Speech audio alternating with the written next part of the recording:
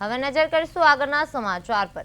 જસદણના નવા bus stand નજીક આવેલી ક્રાંતિ એન્જિનિયરિંગ નામની ફેક્ટરીમાં થયેલી મોટી ચોરીનો જસદણ પોલીસે સફળતાપૂર્વક ભેદ ઉકેલી નાખ્યો છે।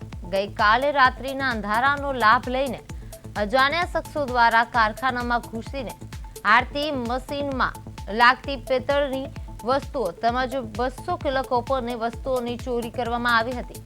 ચોરીની આ સમગ્ર ઘટના કારખાનામાં લાગેલા સીસીટીવીમાં કેદ થઈ છે। વેપારી દ્વારા જસદણ પોલીસ સ્ટેશનમાં ફરિયાદ નોંધાવ્યા બાદ પોલીસે તપાસના ચક્રો ગતિમાન કર્યા હતા।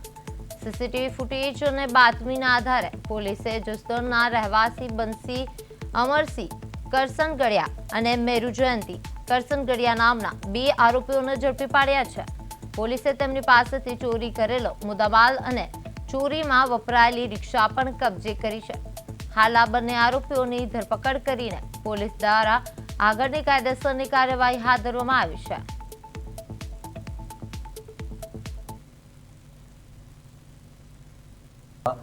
રાતના 7 વાગ્યાથી 6:26 સવારના 8 વાગ્યા સુધીમાં ગોડાઉનની બારી તોડી અને આરતીના મશીનમાં ઉપયોગમાં લેવાતા પિત્તળના બેલ ચોરી કરી લઈ જતા।